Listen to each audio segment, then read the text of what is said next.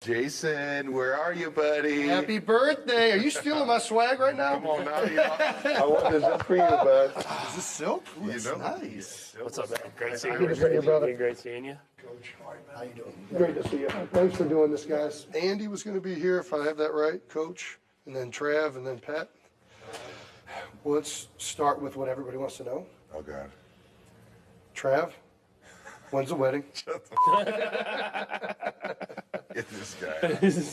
I was wondering what he was going to ask. I didn't know what was coming next. Hardest probably start to a season you guys have faced together in terms, 0-2.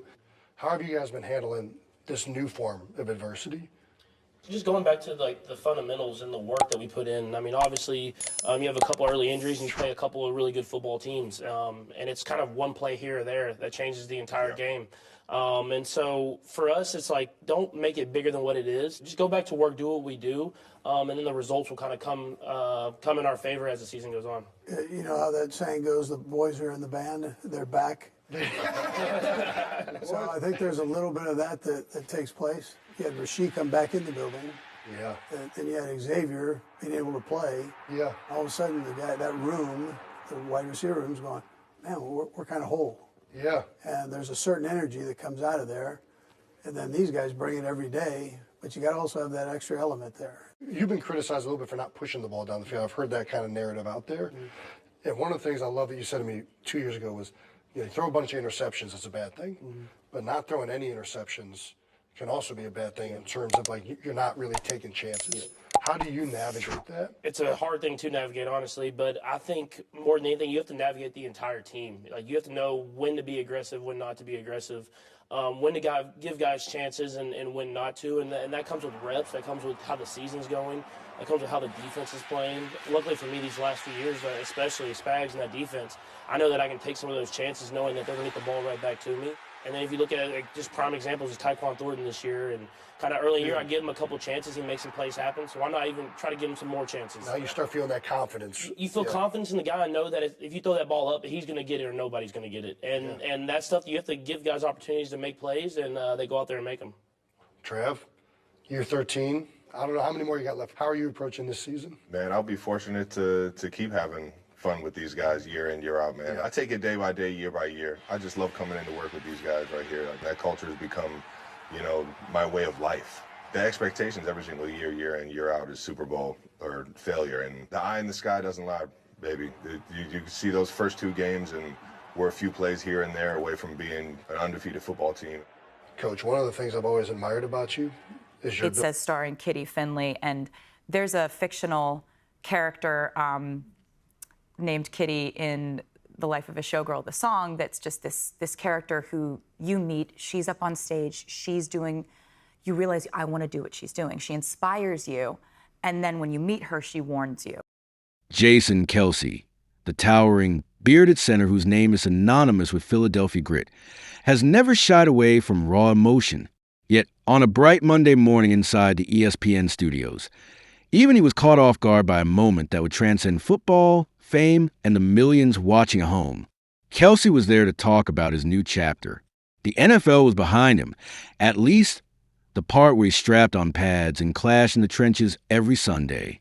Now, he was ready for something different, more family, a new podcast, maybe even dabbling in broadcasting. The hallmarks of a beloved athlete gracefully moving into life's next act. The set hummed with the usual energy. Cameras whirred. Producers signaled. Mike Greenberg, the ever-affable host, volleyed questions about football, brotherhood, and the future. Kelce was in his element, cracking jokes about his infamous parade speech and giving heartfelt answers about the Philadelphia Eagles, a city and a team that had become part of his identity. When the conversation shifted to family, Jason's eyes softened. He spoke about his wife, Kylie, and their 3 daughters, Wyatt, Elliot, and the youngest, Finnley. But nothing could prepare him for what the producers had planned. As the segment was winding down, Greenberg gave a sly smile, a cue that only the staff understood. Suddenly, the doors parted and in walked Kylie, flanked by their 3 daughters. The studio lit up with surprise and delight. Jason's laughter echoed off the rafters. He scooped up his girls, hugging them tightly, his NFL armor replaced by the gentleness of a father's embrace. It was an unguarded moment rarely seen in the sports world. No stats, no highlights, just a dad surrounded by the people who matter most. Greenberg, sensing the magic, leaned into Finnley, the bubbly 3-year-old who had captured the internet's heart in family photos. "Finnley, do you know who's watching TV with you?" he asked with a wink. There was a pause. The studio hushed itself, expectant. Finnley looked around with that mischievous spark, so familiar to parents everywhere. Then, with a clarity only a young child can muster, she called out, "Annie Taylor." Those 2 words, simple but loaded with love, seemed to echo in the room. Jason froze, shoulders stiff, eyes wide. The bearded warrior who had stared down 300-pound lineman looked, for a brief second, completely vulnerable. The studio was silent. The audience, both in the building and at home, felt the weight of that moment. Then, as if on cue, laughter bubbled up, first soft, then louder, then joined by Greenberg's own emotional chuckle. She would be so proud to hear that, Greenberg said. Jason could only nod, wiping the corner of his eye. She loves Taylor so much. She's always been there for our family, from the smallest moments. And just like that, the show had its viral moment. Not about football, but about family, friendship, and the surprising bonds that shape our lives. To the world, Taylor Swift is a global superstar. To the Kelce family, she's something more. She's Annie Taylor, godmother, confidant, and a presence at the most intimate of family milestones. It wasn't always this way. In the whirlwind of 2023, when Taylor's relationship with Travis Kelce became public, the world's attention turned to the NFL in a way it never had before. Paparazzi camped outside stadiums. Swifties tuned into Chiefs games just to catch a glimpse of her in the stands. But behind the headlines, a quieter, more genuine bond was forming. Kylie Kelce, in interviews, has spoken about Taylor's role in their lives. She's there for birthdays, for holidays, for the unglamorous, everyday moments that rarely make the headlines. She brings gifts, but more than that, she brings herself, present, attentive, and loving. For Finnley, who was just a baby when Taylor first entered the picture, the connection is especially strong. Family photos show her perched on Taylor's lap, eyes wide with adoration. She calls her Annie Tay or Annie Taylor, a nickname that's become shorthand for love and trust. What makes this bond so compelling isn't just the star power, it's the ordinary magic of family. Taylor Swift doesn't just drop in for photo ops. She attends school plays, helps with crafts, and knows the names of Finnley's favorite stuffed animals.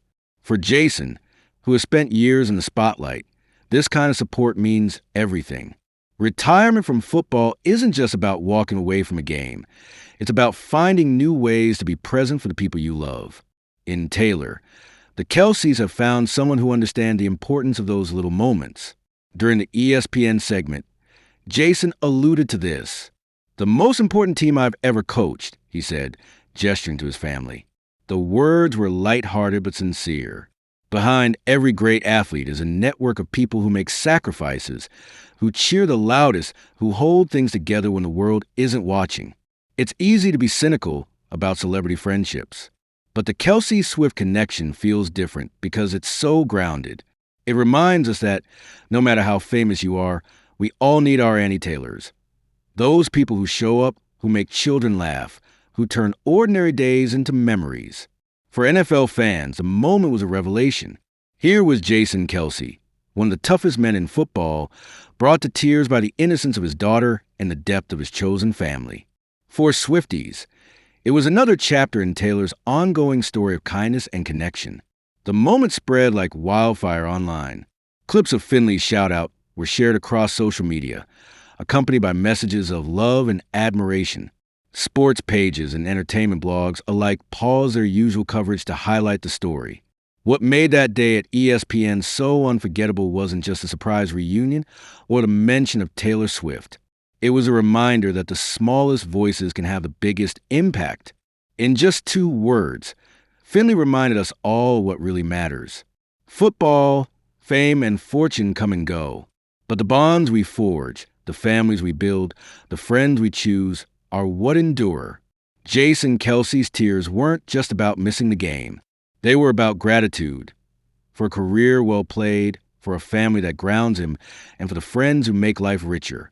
As the segment closed, Jason and his family stayed on set, laughing and sharing stories. Greenberg wrapped up by asking Jason what's next. Honestly, more of this. Jason smiled, hugging his daughters. I've played in Super Bowls. I've had the parade, but nothing beats being here with my girls. And maybe watching a few more games with Annie Taylor cheering us on. It was a fitting end to a day that had started as just another sports interview and ended as something much more profound. In the grand scheme of things, maybe it was just a fleeting TV moment. But for everyone watching, it was a reminder of what we crave in our own lives. Connection, vulnerability, and the courage to let our guards down. Jason Kelce's story isn't just about football. It's about the transition that comes for all of us, the move from what we've always known into something new and uncertain. It's about the people we lean on, the love we share, and the little voices that call us home. And sometimes, it's about the surprise of hearing Annie Taylor ring out in a silent studio, turning a routine interview into a memory that will be cherished for years to come. As the lights dimmed and the credits rolled, viewers were left with a simple, powerful truth. The most meaningful moments aren't scripted. They're born in the spaces between, when we least expect them, spoken by the ones we love most. And in that way, Jason Kelce's ESPN moment was about all of us, about holding close to people who matter and never forgetting to say thank you, even if it's just with 2 little words.